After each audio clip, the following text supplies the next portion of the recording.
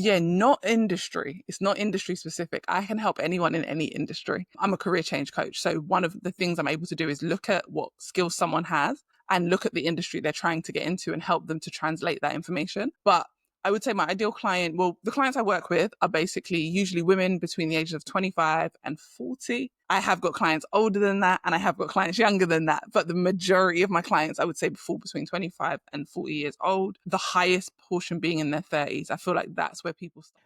Welcome to Career Coaching Secrets, the podcast where we talk with successful career coaches on how they built their success and the hard lessons they learned along the way. My name is Davis Nguyen, and I'm the founder of Purple Circle, where we help career coaches scale their business to $100,000 years, $100,000 months, and even $100,000 weeks. Before Purple Circle, I've grown several 7- and 8-figure career coaching businesses myself, and have been a consultant at 2 career coaching businesses that are doing over $100 million each. Whether you're an established coach or building your practice for the first time, you'll discover the secrets to elevating your coaching business. Hey everyone, welcome to another episode of Career Coaching Secrets podcast. I'm your host Rexhen, and today's guest is Adelle Thompson, a career change strategist, confidence coach, and host of 5 for 2 Careers podcast. With over 12 years of experience in HR and recruitment and her own inspiring journey from childcare to corporate success, Adelle now helps ambitious women ditch self-doubt, clarify their next career move, and step into the roles they truly love. As the founder of AT&Rich, Adelle empowers clients to design strategic career paths, boost their income, and build the confidence to show up with authority and purpose. And it's a pleasure for me to have her on the podcast today. Welcome to the show, Adelle. Hi, thanks for having me. Thank you for coming. So I want to know how this all got started. What inspired you to become a coach, then start your own coaching business? Okay, so I kind of fell into coaching, but in a very weird way. As you mentioned, I was in childcare and then I moved into human resources and recruitment. I did that without going back and studying. I did it by just changing my CV, learning how to interview. Once I did that, I started helping people I know do the same thing, started helping friends and family. And then in 2019, well, before that, probably in like 2016, I was just helping people would recommend, like my friends would recommend people to me and I was helping them with their CVs and interview prep. That turned into, in 2019, me doing that online, helping single mums. That's how it all started. And all the mums kept calling me coach. They kept saying, "Oh, hey, coach." And I was like, "Coach?" I was like, And then someone just said to me, "Oh, yeah, you're a really good life coach." And I was like, "What?" So I looked into it, went and did a course on coaching and realized that actually I help people with careers and confidence. And I sort of niched down and decided from there, I was like, oh, I've been coaching all this time because I was helping people negotiate salaries, helping them do interviews, but I just called it CVs and interview prep. I didn't label it as coaching. I didn't package it as coaching. Come 2019, packaged it as coaching. A few months later, came up with the name for my business. And yeah, like I said, I started off working with just single mums and then it evolved. And I just started working with lots of other people. But that's sort of how I got into the coaching industry. Cool. And how long has it been since you started the coaching business? 2019.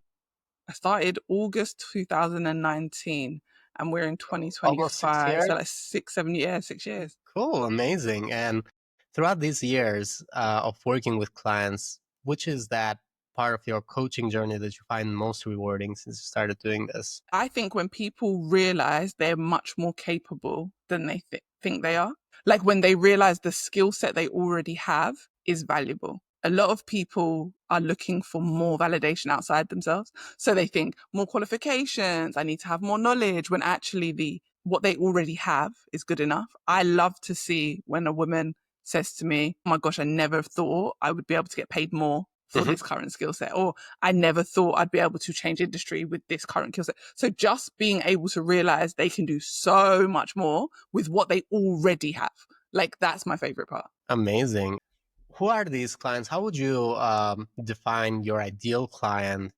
Then we're also talking to how the transformation looks for them or what the program is. So what is the ideal client? Does it fall into a specific industry or a specific demographic? How would you define it? Yeah, not industry. It's not industry specific. I can help anyone in any industry. I'm a career change coach. So one of the things I'm able to do is look at what skills someone has and look at the industry they're trying to get into and help them to translate that information. But I would say my ideal client, well, the clients I work with are basically usually women between the ages of 25 and 40. I have got clients older than that and I have got clients younger than that. But the majority of my clients, I would say, fall between 25 and 40 years old. The highest portion being in their 30s. I feel like that's where people start to look at their career and really want to look at changing and doing something different. I predominantly work with women. But in the last year, some of my clients have recommended me to their husbands, their brothers, and things. And I've helped them with interviews, with negotiation. So I have worked with men in the last sort of 12 months. But previous to that, I was only working with women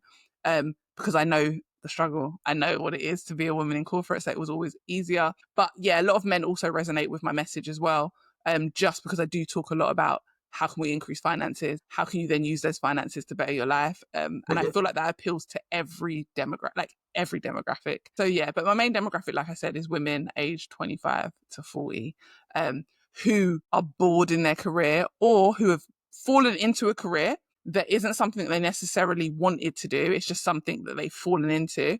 And now they want to do something that's way more fulfilling, but also pays them a lot more money. Cool, amazing. And how does the program look like for anyone who's enjoying that? How do you work, or how does it work basically?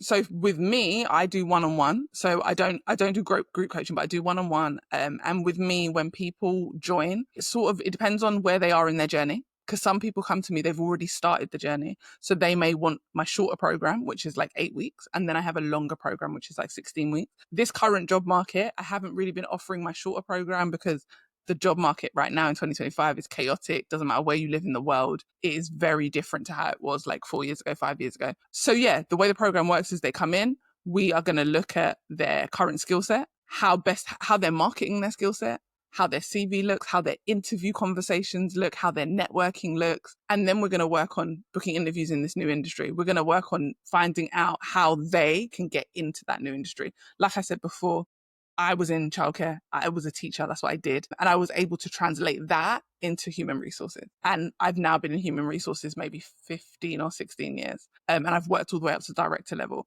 Being able to do that without going back and getting a degree, without having to get requalified. I think that's what I try and teach people in my program, to utilize what they already have. It's great getting more, but if you can't sell what you already have, how are you going to sell the more that you go and get? So I think my biggest thing in my program is I teach people how to sell what they already have. How do you market that in the corporate world? How do you utilize that to get the pay rise? How do you utilize that to add 50K to your salary, 60K to your salary? I've had clients that have tripled their salaries. They're doing that because they're understanding what the value is they currently have and how they can translate that. And also how they tell someone else about that value. Because you can know your value, but not be able to sell your value. So I'm very much the program that teaches people how to sell their value, whether that's CV, interview, networking. I teach them how to connect the dots so they can get from A to B. Thank you. Thank you so much for sharing that. And where do people, this is a question that coaches would probably like to know, where do you find your clients, or what marketing channel works best for you right now? So currently, most of my clients come from LinkedIn and Instagram. That's where, honestly, most of my clients, and referrals. Like I have a lot, where I've been doing this for so long, I have a lot of referrals, but majority of new clients come from LinkedIn and Instagram. However, I do use TikTok for lead generation. So what TikTok tends to do is it makes my videos kind of go a little bit viral, like mini viral, or it just has me everywhere because it's TikTok. It moves quite quickly. Those views translate to people then finding me on Instagram and on LinkedIn. And of course, my podcast. Once people find me on LinkedIn, they go and listen to my podcast. Once they've listened to my podcast, they come over and work with me. But yeah, I would say that's, for me, lead generation is definitely TikTok. But Instagram and LinkedIn, people go on there, they look at my content, listen to what I do, listen to the podcast. I think that the message just, if it resonates, they book a call with me, like a consultation call. And then once we've had a chat, we see if we're a good fit.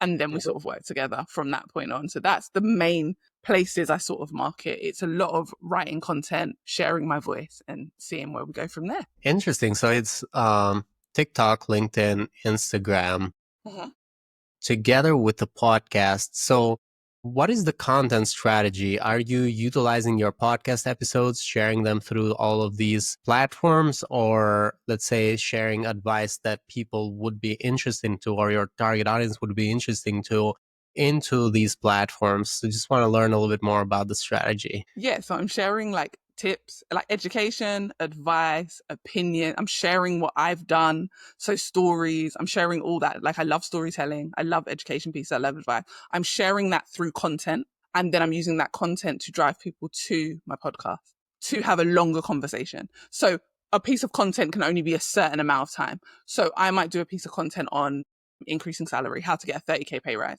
I will then do a full episode on that on my podcast. So the content that I share will be, this is my advice. If you want to know more in depth, then head over to the podcast. So the podcast tends to be more detailed. I share my podcast on those platforms, but the strategy is I write content, lots of different content about lots of different topics. Mhm. I ask my audience all the time, like, what do you need help with in your career? They let me know. I create the content, and then that content I then also share in long form on my podcast. Or if I don't decide to do it on my podcast, I'll do it in video format. I'll just share a long video talking about like how to do things with some steps and some advice. Also sharing my story, sharing my clients' stories, saying like how they got from A to B. That tends to resonate with people. And then again, like I said, that will push people to go over to the podcast. And now, when it comes to that, who do you invite into the podcast? Is it potential people that would potentially work with you, or is it just industry experts, or maybe like HR reps or recruiters that you kind of interview in the podcast? So on the podcast, a lot of my episodes are just me. They're solo episodes. But when I do invite guests on, so I do have a lot of guest episodes, it will be people that I feel will resonate with my audience. So what does my audience currently need? So it might be like, I've done one recently where we were talking about having a 9 to 5 and a side hustle. So I was talking to someone about that. And that resonates with my clients currently, because a lot of my clients will have a side hustle, or a lot of my audience will also have a side hustle. It tends to be different. It's a variety of people. So I've had HR people on there, HR experts. I've definitely got a few episodes of HR experts. I've got other coaches who come onto my podcast, other career coaches, especially leadership coaches, like just those type of coaches. I've got mindset coaches that come onto the podcast. I've had one of my own clients who was happy to share her journey. She was on the podcast with me. So it's a lot of different experts in different areas. So for instance, I'm not necessarily an expert in LinkedIn, but I'll have someone who's a LinkedIn expert, or someone who helps people to write great LinkedIn. I've had someone like that come onto the podcast. So it varies, but it's usually experts, HR people. HR people tend to be great. And anyone sort of in the corporate world who can give corporate insight. So I love people that are currently in corporate that can give corporate insight, so that they can tell the audience in real time, this is what's going on in corporate. I myself still work in corporate 2 days a week. So I do work part-time in the corporate world, which I think is also really helpful. So a lot of my episodes are solo because I can still talk on the corporate experience, because I still do 2 days a week in corporate. Cool. You mean 2 days? So you have like a part-time? Yeah, so I work 2 days a week. I job share with someone, but like they do 3 days, I do 2 days, and I work in like in the corporate industry. So I'm still in sort of like the HR world, just part-time, which I really enjoy still. So yeah, that's what I do. So I work remotely, so I'm quite lucky. I work from home. I go to the office very rarely. But yeah, I always say to people, I'm an employee and I'm an entrepreneur. So I'm a part-time employee, full-time entrepreneur. Interesting. So that also helps you to keep in touch of how the industry is going, because you're in it all the time. Absolutely. I'm in it. I see the issues. I see the problem. I'm speaking to people that are doing it every day. I myself changed jobs in 2023. So I can talk on my recent experience and explain to people that like, I'm not coming from something I did years ago, even though obviously years ago I changed industry to get into HR, but I also have gone through this chaotic job market in 2023 when things started to get a bit more chaotic. I changed industry myself. I was able to put my own techniques, basically put myself through my own coaching program and use my own techniques to land a job. And then I'm able to share with people. And also because I've done that, I'm able to understand what works and what doesn't work currently in the job market. Thank you. Thank you so much for sharing that. And how do you see the coaching business in the next 1 to 3 years? Are there any specific goals that you're working towards right now? For me, right now, it's just about consistency. So my coaching business is quite busy right now. I'm enjoying where it's at. So for me, it's just quite keeping it consistent. I think the coaching industry itself is changing, because I think people want more from and not want more as far as like the programs itself, but I think they want more upfront, like marketing. They want to understand more. They want more detail before they commit to coaches. So I think that's I'm definitely working on just making sure my message remains authentic. So really honing down on my authentic message, making sure that they're my opinions. A big thing for me that changed my business and made my business grow was when I stopped trying to speak in what I thought people wanted to hear and just spoke how I speak to my friends. Just gave advice like I would in real time. And that's what I'm really working on, keep continuing to make my message authentic. So if I have a thought, I tend to speak into my phone so that I have the context of what I want to write, and then I create the post because I know then that's my voice. I'm not, because sometimes we clean things up, like we make it tidy, we make it corporate, we make it shiny. And I don't think that's what people are looking for. People are looking for what's a bit different. Why am I working with you? And I think it's just authenticity. So I'm very much over the next few years going to work more on just ensuring that it's very authentic and it's very me, it's very my voice. And have you made any investments in the coaching business so far that you feel like have been good investments or have helped the business grow? That could be any investments, actually investment in yourself, investment in a coaching business, such as coaching program, masterminds, communities, whatever it is that you feel like actually was a good investment that helped you grow. Absolutely. I've been in masterminds and stuff like that. I'm currently in a group coaching program. It's a lifetime program. So I actually joined it in 2022, maybe. Yes, 2022. And I'm still in it because it was a lifetime program. I love my coaching program. It is a great coaching program that I'm a part of. It's a great group. So it's a group coaching that I'm a part of. I can always dip in and out of the community to get support or ask questions. I like that. I like being able to bounce ideas off of other people and to understand what's working for some people and what's not. Also, I'm able to connect with women all over the world, because coaching does work differently in different parts of the world. So that's always really interesting to hear and understand. So yeah, I'm been in coaching programs. As far as investments in my business, I have got the normal things like, Zoom, Calendly, all that stuff. I also have Thinkific, which is like a platform that I've used for my courses, like because I have masterclasses that I've delivered and courses. I would say that what that investment specifically, I invested way too early. So I did it right at the beginning of my business when I had no real business. Like when it didn't start working for me until 2023.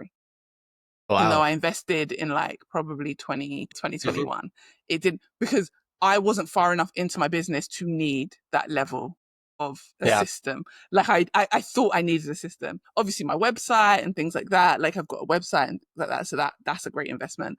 But yeah, some of my investments I feel like I didn't necessarily need right at the beginning, but they have been great investments overall. Thank you. Thank you so much for sharing all of that.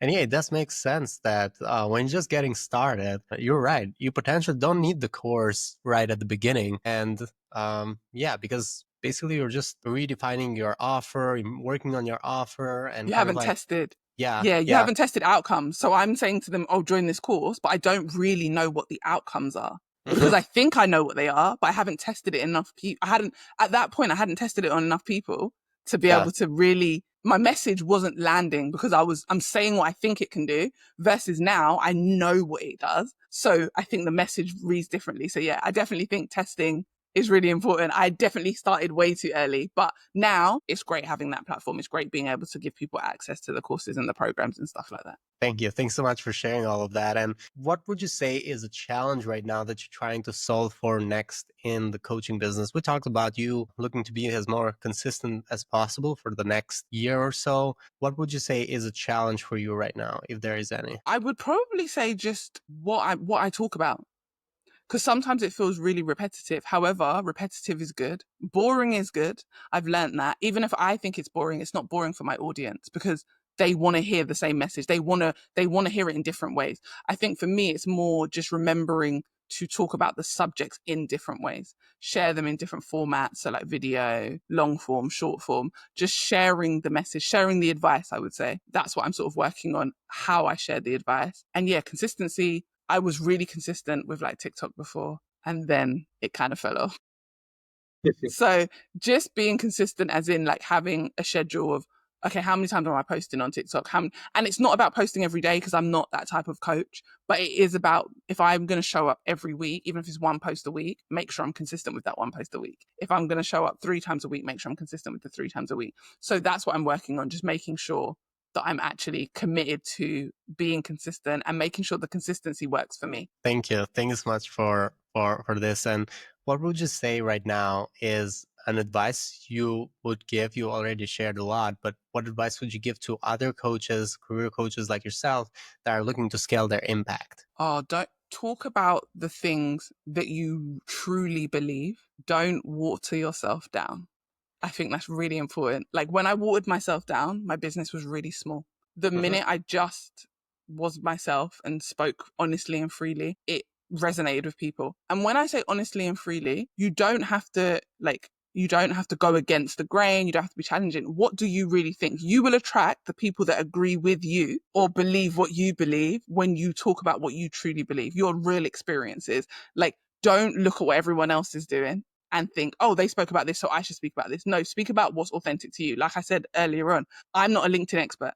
I'm like, people go on my page and they see that I'm a LinkedIn top voice and they're like, oh, she must be an expert. No. I'm not a LinkedIn expert. I might be a LinkedIn top voice, and that's because I share authentically, but I'm not an expert in how to utilize LinkedIn. So I would tell someone, okay, this is what I've done on LinkedIn, but if you wanted to learn more, you should check out these people. So don't be afraid to share, like signpost people and actually say, like, I'm an expert in this, but I'm not an expert in this, and never water yourself down. Just be fully yourself, no matter what that looks like, whether you're shy, whether you're loud, whether you're quiet. Be you, because your people will find you that way. Thank you. Thank you so much, Adelle. And for anyone who wants to connect with you or find you, they can go into LinkedIn and search Adelle Thompson. They'll be able to find you. Is there any other way they could reach out to you? I believe there's also a website where they can go into. So my website's AT&Rich.com. So that's AT and then enrich.com. And they can just go on there and you can book a consultation call with me. You can reach out to me. You can send me an email. But I'm always in LinkedIn. So send me a message on LinkedIn if you want to connect, if you want to network, if you want to work with me, any of those things. LinkedIn's a great place. But yeah, my website, AT&Rich.com, you can just book a consultation over there or send me an email. Thank you. Thanks so much, Adelle. It was a pleasure having you on the podcast. Thank you. It was lovely being here. Thanks for having me. That's it for this episode of Career Coaching Secrets. If you enjoyed this conversation, you can subscribe on YouTube, Spotify, Apple Podcasts, or wherever you're listening to this episode to catch future episodes. This podcast was brought to you by Purple Circle, where we help career coaches scale their business to $100,000 years, $100,000 months, or even $100,000 weeks, all without burning out and making sure that you're making the impact and having the life that you want. To learn more about our community and how we can help you, visit joinpurplecircle.com.